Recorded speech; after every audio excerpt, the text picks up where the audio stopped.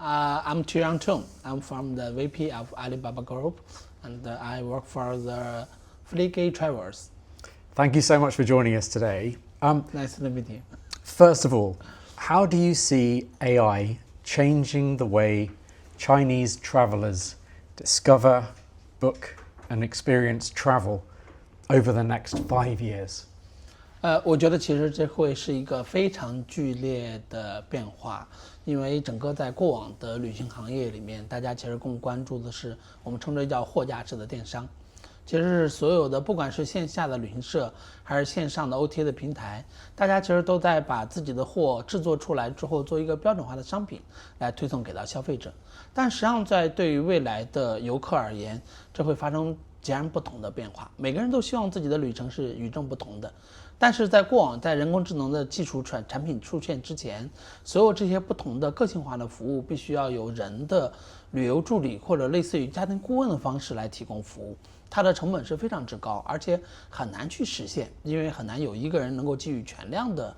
产品来去提供建议。但是当人工智能的产品出来过之后，整个时代发生了变化。它其实人工智能像一个人一样去接受每个人截然不同的需求，它针对这个需求来去在全球的旅行的商品里面来去归集和形成一个每个人截然不同的解决方案去给到这个游客。这个时候其实旅行发生了根本性的变化，所以我们说整个的商品在从货架式以货为中心去做销售的逻辑，再转变成为以游客以个人为中心去做了一个精准的选择和推送的方式，它整个会带来着我们这个行业里面商业模式的变化以及分润的变化。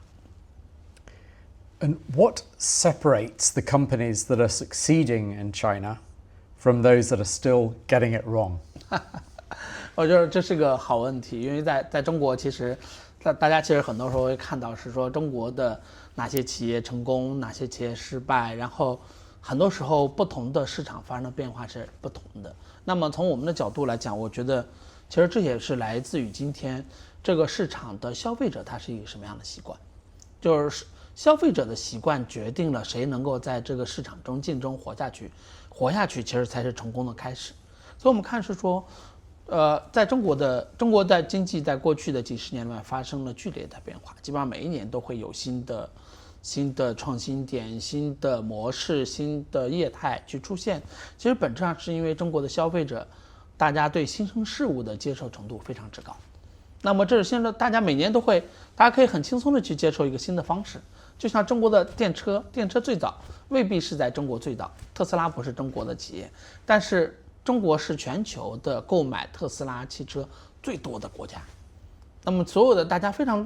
乐意，而且非常很容易来去接受新生的事物。但是反过来，今天对于企业的挑战就在于说，回到我们今天刚才的话题，什么样的企业在中国能够活得下去？那我觉得是不断的去做围绕市场的变化去做创新的企业，这种变化的节奏会比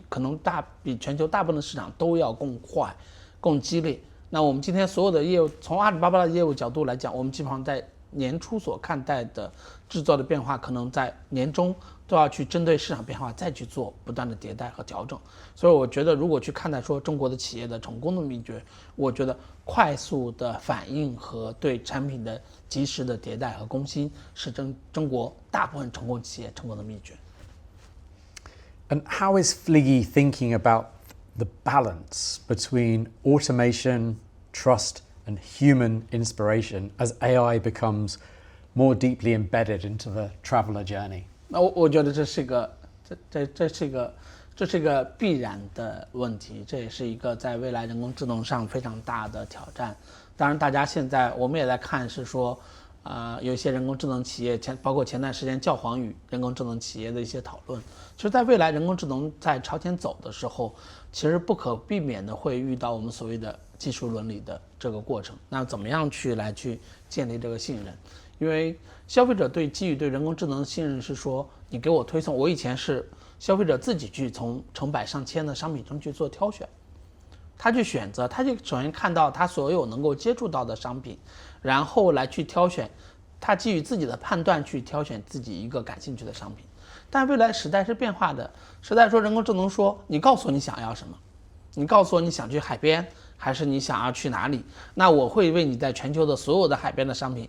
这个旅游线路中，我直接挑选一款推送给你，然后人工智能告诉你说，这件事儿就是目前看到了所有的沿海度假产品最好的，你选择这一件就好了。但是其实人对于消费者来讲，这是一个艰难的过程，这是一个需要建立信任的过程，而且在里面还涉及到大量的今天商业的信任和其他各种各样的科技伦理上的问题。那么我觉得这个问题在从现在这个阶段，我觉得唯一能够确定的是说，它一定会变成一个问题，它一定会变成一个所有的企业都要去面临、要提前去思考、去讨论的事情。但是今天到底在这个让渡的边界在哪里？可能我们要真的要慢慢走到那一天的时候，我们才能够基于现实的情况来一步步去做解决。就像我们在几十年前看人工智能，当时候威尔史密斯拍了一个机器人的电影，大家所有人都担心说人工智能这个机器人说我是 AI， 这个机器人最后会替代人类。但是其实在后面那个阶段里面，大家分成了截然不同的几派来讨论说人工智能要不要做，人工智能现在是要去保守的还是激进的。但我觉得这件事可能都是要走到，真的是要一步步走到那一天的时候，但是我们要提前去做准备。我说它唯一的确定的是它是个问题，意思是说我们要提前就这个事情去做思考，我们在道德的科技的伦理边界，在信任的建立的机制的保障上提前去做思考。这样的话，当我们真正遇到那个问题的时候，才有充分的准备来去解决这个问题，而不是说我们今天先把它放到一边，等到问题来的时候再来去做解决。这是我关于这个问题唯一能给出的